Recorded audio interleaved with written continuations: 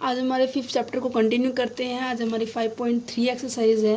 तो अब यहाँ पे 4th क्वेश्चन देखिएगा। ये कहते हैं कि arrange the following in ascending order. हमें क्या करना है, इन डिजिट्स को असेंडिंग ऑर्डर के अंदर लिखना है। असेंडिंग ऑर्डर का मतलब मैंने आपको बताया था, जिसके अंदर सबसे पहले क्या लिखते हैं, सबसे छोटा, फिर उसके बाद उससे बड़ा, फिर उसके बाद उससे बड़ा, फिर उसके बाद उससे बड़ा। ठीक है। सो यहाँ देखिए, क्वेश्चन वाइज क्वेश्चन करेंगे हम इनको। अब इनको हम करते हैं क्या, कैसे करना है ये देखिए।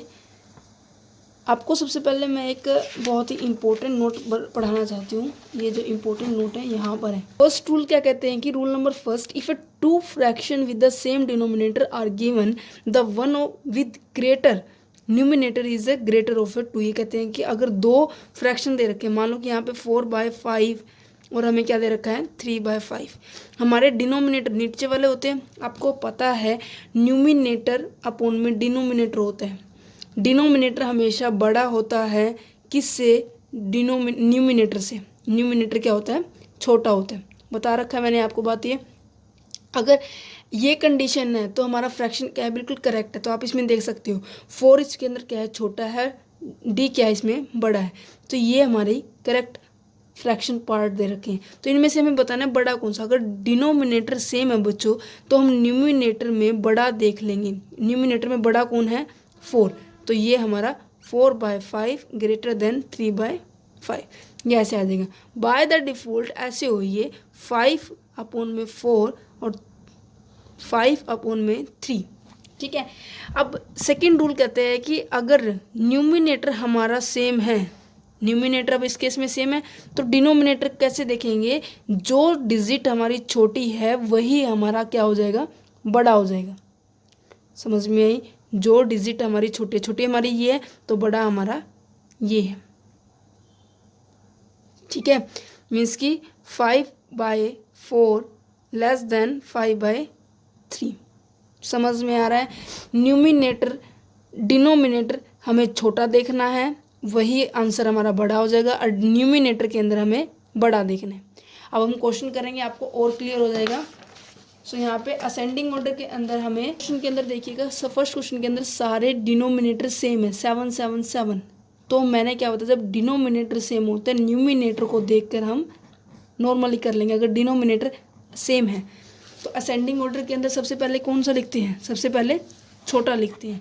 तो इसके अंदर सबसे पहले छोटा कौन सा है, 2 छोटा है, 4 छोटा है, 6 छोटा है, 5 छोटा है।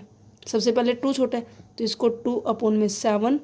उसके बाद कौन सा छोटा है, 4/7। उसके बाद 5 छोटा है, 5/7। उसके बाद 6/7। अगर डिनोमिनेटर सेम है तो इसको इस तरह से करेंगे, सबसे पहले नॉर्मली देख लेंगे छोटे को।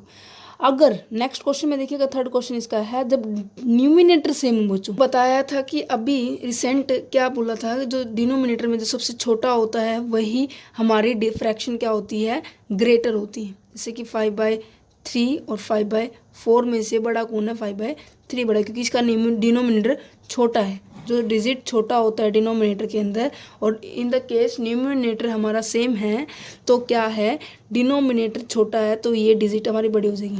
तो इसी के अंदर हमें सबसे पहले तो सबसे छोटा ही लिखना है। तो इसके अंदर सबसे छोटा कौन सा होगा, 8/15। उसके बाद हो गया 8/13। उसके बाद 8/11। उसके बाद 8/9। उसके बाद 8/5। ये हमारा आंसर हो गया। बहुत ही इजी ट्रिक है बच्चों। नेक्स्ट देखिएगा, 5th क्वेश्चन में लिखा है, इसके अंदर दोनों अलग अलग है, न्यूमिनेटर भी अलग है, डिनोमिनेटर भी अलग है। तो इस केस के अंदर क्या करेंगे, सबसे पहले आपको क्या करना है, एलसीएम लेना है। देखिएगा कैसे लोगे एलसीएम। 1 5 है, 3 है, 12 है, अगेन 5 है। ऐसे डिजिट से डिवाइड करने हैं जो लगभग सभी पे जाता होगा। सबसे पहले हम 3 को करेंगे, 5 एज इट इज़ रहेगा, 3 1 ज़ा 3, 3 4 ज़ा 12 एंड अगेन 5। फिर 5 से करेंगे 1 1 4 1। ठीक है। फिर हमारा 4 पे जाएगा, 1 1 1 1। इसके फ्रैक्शन क्या बने हैं, 3 × 5 × 4, यही बने। अब इनको सभी को मल्टीप्लाई कर लो, 3 5 ज़ा 15 × 4, अगेन इनको 15 into 4 is equal to 60, means कि इनका एलसीएम क्या आया बच्चों 60 आया। इसको यहाँ लिख लेंगे 60, ठीक है 60 आ गया। अब 60 को 5 से जब डिवाइड करोगे, ये क्वेश्चन बिल्कुल आराम से समझा रही हूँ, ये क्वेश्चन आपको खुद करना है बच्चों, ठीक है। 60 को मैं जब 5 से डिवाइड करूँ तो मेरे पास क्या आएगा 5 1 0 10 2 12 आया इसको, जिसकी 60 को जब मैंने 5 से डिवाइड करा तो वो 12 आया, और 12 को 2 से मल्टीप्लाई करूँगी तो मेरा आ जाएगा 24। क्या करना है 60 को 3 से डिवाइड करना है। 60 को जब मैं 3 से डिवाइड करूँगी, 60 को 3 से डिवाइड किया तो मेरे पास आ जाएगा 20। अब 20 को मुझे 2 से मल्टीप्लाई करना है, 20 इंटू 2 इज इक्वल टू 40। इसी तरह 12 को जब मैं 60 से डिवाइड करूँगी तो 5 आ जाएगा, 5 को जब मैं 4 से मल्टीप्लाई करूँगी तो 20। इसी तरह 5 को फिर अगेन 20 से 60 से करूँगी तो 12 इंटू 1 12।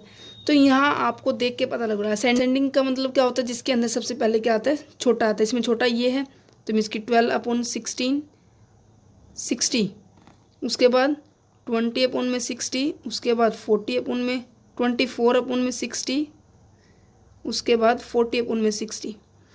ये 12/60 किसका है 1/5, मीन्स कि हमारे पहले नंबर पे आएगा। यहाँ पे क्या आएगा 1/5। 20/60 ये किसका है 4/12। 24/60 किसका है 24 फर्स्ट नंबर पे, तो फर्स्ट ये है 2/5।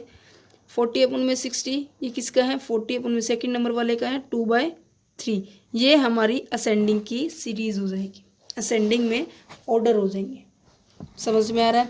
इसी तरह नेक्स्ट क्वेश्चन, सबसे पहले इनका एलसीएम लेना जब दोनों चीज़ें डिजिट्स क्या है अलग अलग हो, 21 14 42 और 2, ठीक है। सबसे पहले आपको क्या करना है ऐसी डिजिट देखनी है जहाँ पे सभी सेम जाते हो। 3 पे देखो 7 या 21, 14 नहीं जाता, ये भी जाता है, 4 और 2 भी नहीं जाता, ठीक है। अब हम क्या करेंगे 7 का टेबल लिखेंगे, क्योंकि 7 × 7 7 2 14 7 2 14 और 2 का 2 एज इट इज। फिर अगेन 2 1 1 1 1, इसके हमारे ये आए हैं। तो 3 × 7 × 2, 3 × 7 × 2 कितना हो गया 7 या 21 गुना में 2, 7 6 42, सॉरी 21 × 2 इज इक्वल टू 42। तो हमारे पास क्या आ गया, इसका एलसीएम क्या हुआ है 42। 42 को 21 से डिवाइड करेंगे तो 2 आएगा, 50 को फिर 2 से मल्टीप्लाई कर देंगे तो 30 आ जाएगा।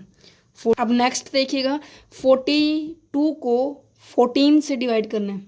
42 को जब मैं आप टेबल काउंट करना 41 × 14 1 40, 42 × 28, 43 × 42, 42 पे गया जिसकी 3 नंबर पे गया। अब 3 को 3 से मल्टीप्लाई करना है 9 आ जाएगा। 42 को 40 से डिवाइड करेंगे तो 1, फिर यहाँ पे 5। 42 को 2 से डिवाइड करेंगे तो 21, 21 को 7 से मल्टीप्लाई करनी है 147। तो इसके अंदर हमें सबसे पहले छोटा लिखना है। सबसे पहले छोटा हमारा ये है first number, second number, third number and this one is a fourth number. तो फर्स्ट नंबर पे कौन है ये वाले डिजिट 5/14, ठीक है 5/42, उसके बाद 3/14, उसके बाद 15/21 और उसके बाद 7/2। ये हमारी सीरीज हो जाएगी 1 2 3 4। ये पोर्शन था असेंडिंग। समझना बच्चों, समझ के करोगे तो बेटर रहेगा, लर्न करोगे तो अच्छा नहीं है।